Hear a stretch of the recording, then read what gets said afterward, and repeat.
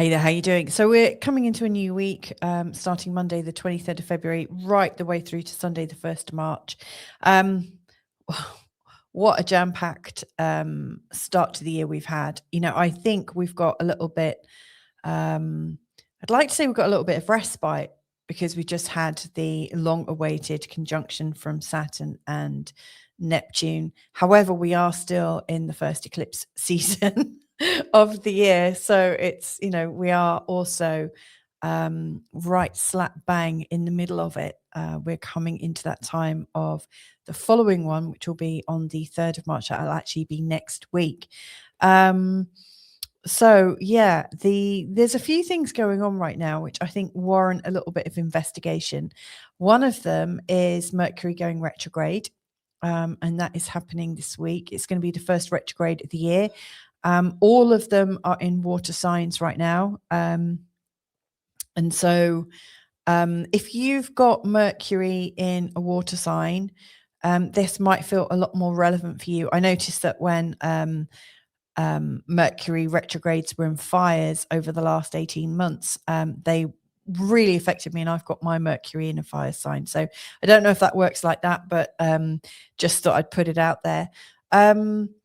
Yeah, so we've got, if we kind of pace back, even though it doesn't look like there's much happening this week, we've just got a couple of important planetary moves within a couple of days, from the 26th to 28th. There's really not that much going on. I mean, obviously the moon is going to be making an aspect, all different aspects to all different planets, as the moon does every single month. So, she is going to be very busy as usual, but there's not so much of the planet to planet because the planets have all been interacting with each other a hell of a lot since the beginning of the year. And it's just coming into a little temporary lull. And I say that really deliberately. It's kind of temporary. It's not. It's just a little bit of a quiet week that we've got.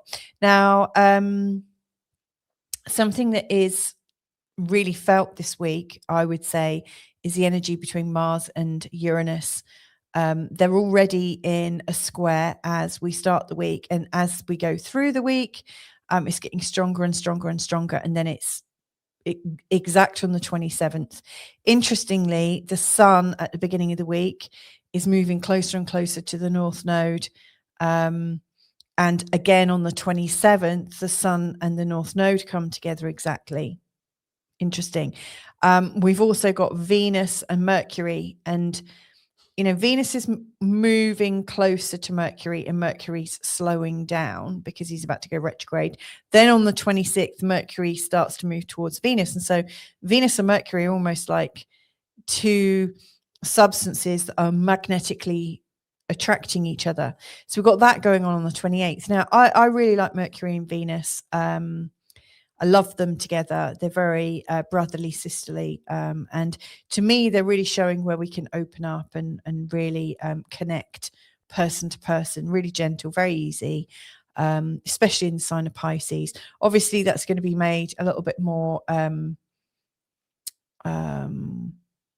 wistful because Mercury's retrograde in the sign of Pisces. Mercury's not strong in the sign of Pisces at all. So he's not functioning in the same way as usual. You might find that Mercury's, the way you're thinking is a lot more soulful, a lot more spiritual, a lot more poetic. You might find that things come out in your dreams a lot more than usual, especially given that we're in the eclipse season. I don't know about you, but I am dreaming so much at the moment. I don't normally remember my dreams, and yet they're really so strong right now. I'm really waking up with a very strong sense of them.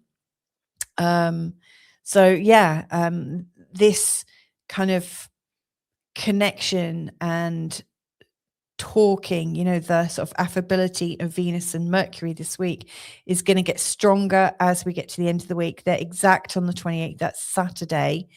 But it's not a usual kind of brother-sister connection. This is like we're talking from the soul. We're talking in imagination. We might be talking through stories. So it might be just like great to hang out with people, and maybe do some creative things, maybe go to a poetry recital or a beautiful music celebration, something that's just a little bit more etheric, felt in and experienced in a different way. So I just think the senses are going to be very differently understood. It's going to be different. Now, given that that's happening and we've got an existing Venus and Jupiter trine, I love this because, Venus and Jupiter are absolutely really in support of each other in this week. In the trine, the two benefics, they are absolutely working to help things stay in flow and with a good feeling.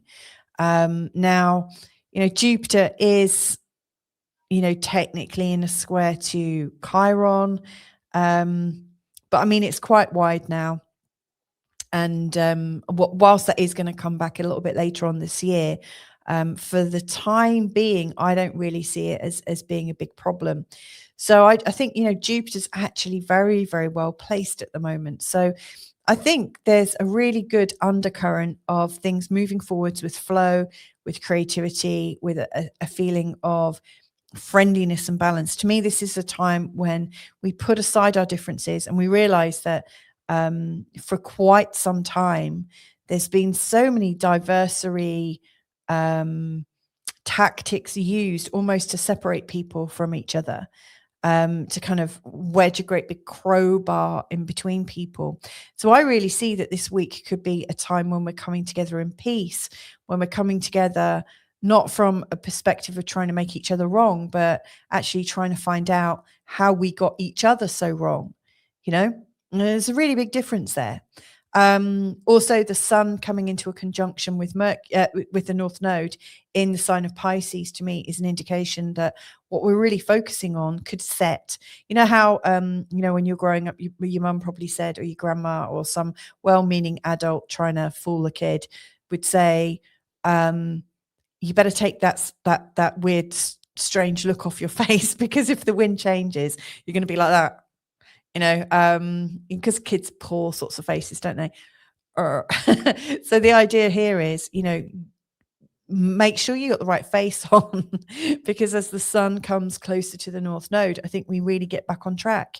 And given that the Sun and the North Node are connecting on the 27th, as is Mars square Uranus, and Mars square Uranus has a real high level accidental energy. I've worked with loads of clients and listened and made little notes along the way when people mention accidents, incidents, things that like really raise the blood level and the blood pressure. Like if you see like Mars coming very close to your Uranus, or Uranus coming very close to your Mars, it can absolutely like raise up that feeling of carelessness, because you're rushing, you're not taking care. Mars is unapologetic and raw and sometimes a bit rude. Mars is just so direct, and you can see it in his symbol. And Uranus is a little bit heading, like, not necessarily here, not necessarily of this place. Uranus is, and it's so funny that aliens have been spoken about recently, but, Uranus is almost like this kind of weird channeled energy that is shocking, creating massive diversions. It ruptures where we are. It creates change. It shakes everything around. And, Mars and Uranus coming together, whether it's in a conjunction, an opposition, or a square, it's showing real tension. I think if we've got our eyes in a different place and we're not paying attention to where we're actually putting our feet one in front of the other, or if you're driving and you suddenly get really angry, and that sort of energy comes out of nowhere, you better hope that there's no one else around you that's similarly losing their consciousness for a moment, because that's all it takes with Mars and Uranus, because they're both very quick. I mean, Uranus is a slow moving planet, but if you've experienced any of these changes that Uranus helps to bring in, you'll realize that when that decision has been made, it's done. So there is this feeling of quick, sudden, physical movement, and it's explosive. You know, both Uranus and Mars share an explosiveness together. Now, you know, in world politics, I do think that's kind of warlike. And we do have Neptune and Saturn have just gone into Aries, you know, and there's all sorts of connotations there, which I know I've spoken about in the past. And I'm sure every other astrologer out there has spoken about them too, especially if you go back to old cycles of Neptune at the beginning of Aries. And if you're looking at where zero Aries is in America's chart, and if you look at the history, you'll know that there are these repeating patterns and unrest. You know, there are some real symbols of unrest right now, not just for America, but for everyone. We are coming into a time when the energy is being really shaken up. But at a personal level in this week ahead, given that there's this shake-up taking place and the sun in a conjunction to the North Node at the same time, to me, you know, when there's one aspect, there's something occurring, you'll get a taste of it. When there's two aspects happening at the same time, there's a bit of a layered effect, and they start to kind of build in importance. They're building relevancy. You know, if you've also got something going on with your Mars, your Uranus, or your North Node, you know, as these things come in, especially if they are on one of your planets or on one of your angles, it's building relevancy for big change coming up. And so, yeah, I just think it's worth being aware of that.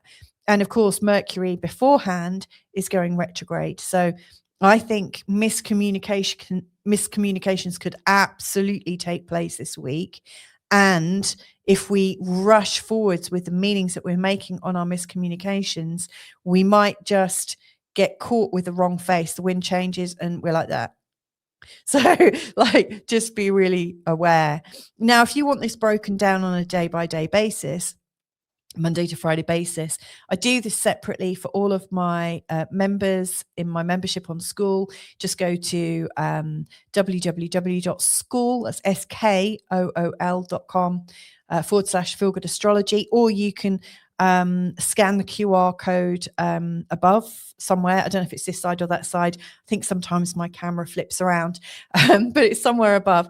And you can go straight there, and that's there for you for free. Because I do break these down, including the moon by moon aspects. And of course, there's a lot of that going on all the time. But that's my overall thoughts for this week ahead. Is there's a lot going on. However, let's just explore this a little bit. So Mercury retrogrades in 2026. I grabbed this from astroseek.com. They've got so many great reporting. They've got loads of different ways of reporting information. And so under their planetary cycles, under retrogrades, I picked this up. So these are the dates of the retrogrades that are taking place this year, the Mercury ones. You see, they're all in water signs. And you can see that this one in particular is going to be interesting because Mercury is going retrograde in the sign of Pisces, but he's also going to come into a conjunction with Venus. He's then going to come into a conjunction with the Sun and also with Mars. Now, Mercury often comes into a conjunction with the Sun when he goes retrograde. You know, so like, for instance, last year there were 6 Mercury Cazimis, you know, when Mercury and the Sun come together exactly. There were 6 Cazimis. 3 of them were with Mercury direct and 3 of them were with Mercury retrograde. I think that's interesting. The Sun and Mercury, as they come together with Mercury retrograde, is going to be fascinating because it really does open up our mind to so much more. Now, these are in water signs.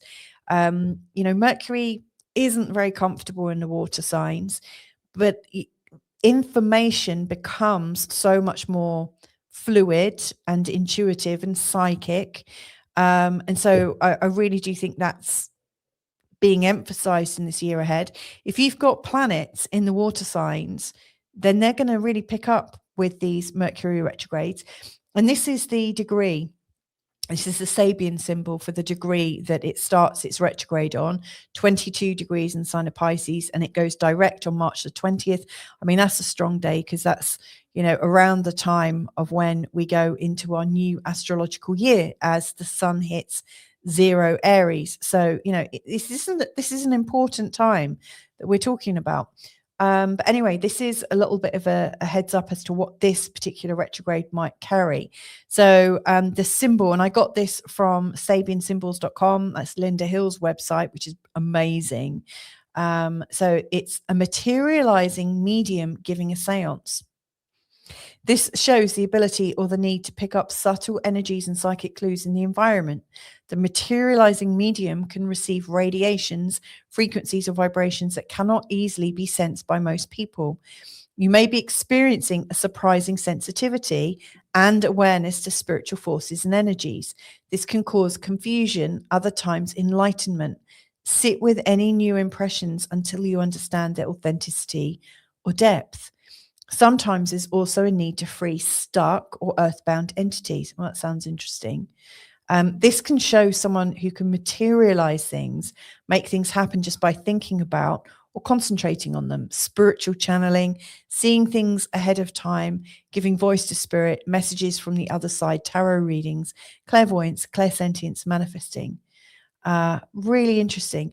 Also, something to be aware of is when it's negatively emphasized, it brings up false fronts or performances, making things up, aka bullshit, using mind control to get desired outcome, weird energies or people, quacks, imposters, fakes, delusional.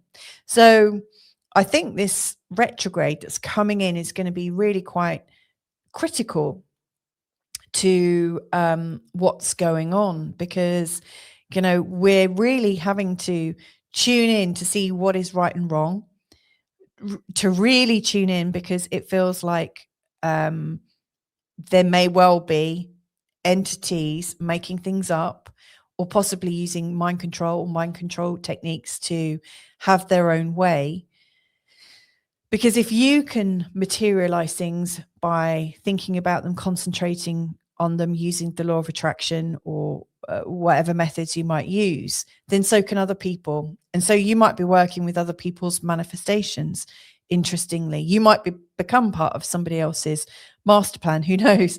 So to me, this sounds fascinating, could be devious, but it's also something where you want to be sort of aware of the power of your thoughts, because if the power of your thoughts are going to be materializing things, you don't want to be focusing on things you don't want. And of course, in the sign of Pisces, this is a time when, well, honestly, in the sign of Pisces, we're often so much in our feelings and the empathy and compassion that we're really here, there, and everywhere. We don't often have very good boundaries or containers of who we are. Like, we are kind of in everyone else's business, and we're often really swayed. I mean, I really do think, the two rulers of Pisces really opens it up. I mean, Jupiter, expansive, and right now he's in the sign of Cancer, which is he's expanding into all things family oriented, and Neptune is super expansive, and is storming ahead in, he's like the ocean. He's storming ahead in the sign of Aries, very, very strong, but not necessarily that clear. He's only just gone into Aries, so he's getting his footing there. So I think we could get really, really swayed by other people's material thoughts. This is a time when we could start using our own minds for our own benefit, and also to sort of benefit humanity. But if we're getting caught in other people's shitstorms and deceptions, this could be really quite disastrous. So that's why I wanted to mention it. And obviously, if you've got natal planets between 22 degrees in the sign of Pisces and 8 degrees in the sign of Pisces, they're all going to have that Mercury retrograde really reviewing over that. I've got because I include, I really like Juno and I really like Ceres. I've got Mercury's about to go over my Juno, my Jupiter, my Ceres, and my Moon before he goes forwards again. So this is absolutely going to be, opening me up. But it's going to be opening up those parts of where Pisces shows in your chart. And so it is definitely worth having a think about. Well, where is my Pisces house? Where does Pisces fit in my chart? Do I have any planets there? Do I have any angles there? It's absolutely worth having a little look. And of course, interestingly, whilst this is happening, on the 3rd, which is not this week, but the week after, we've got the lunar eclipse in Virgo. Now, that lunar eclipse in Virgo, the moon's going to be up here, but it's going to be reacting to all this Pisces energy here as well. So that's another reason why it's really vital to consider what's going on in the Pisces part of your chart. Now, if you are interested in learning more about charts, in my school community, I've got different levels. I've got the free level where you get the daily forecast, and I have a fortnightly moon hangout. In fact, this Wednesday, there's a moon hangout where we're talking about the lunar eclipse. So if you do want to learn or share or talk about the lunar eclipse, then come along. That's on Wednesday. You just have to join the school community. But if you're wanting to learn about the signs as well, at the moment, I'm running a short course where I do 4 lessons a week. There's 2 on Tuesday, the same lesson, 1 in the morning, 1 in the evening, so I can catch Australia and Europe and America. And then on Thursdays, we build on the learning from Tuesday, and we start applying it to our own charts as a group. Again, that's in the morning and the evening in my time zone to catch Australia, Europe, and also America. And then they're also in replay. There's handouts. There's also a free course there. So if you are interested in learning more, this week we're going to be talking about Virgo. So it really is a Virgo week, especially seeing as we're going to be talking about the lunar eclipse. So, interesting that we've got this very Piscean thing going on right now.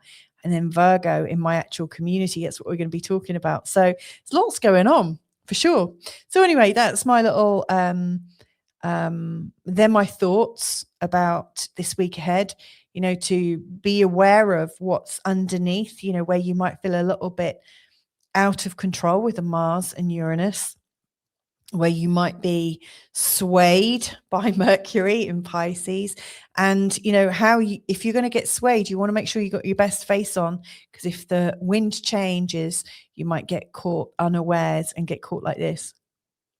Or, like when you're talking to somebody on a call and all of a sudden the internet goes and, I know when I get caught, I've seen myself on playback and I'm always mid-expression looking really goofy. So anyway, have a good one. Don't be goofy, or unless it suits you to be. Take care. And if you do want to join me on school, just go to www.school.com/feelgoodastrology. If you want to work with me on a monthly basis, or on if you just want to book a session, then just check out the links below. There's a link to my Calendly page. Anyway, loads of love to you. Have a good one and catch up with you real soon. Bye for now.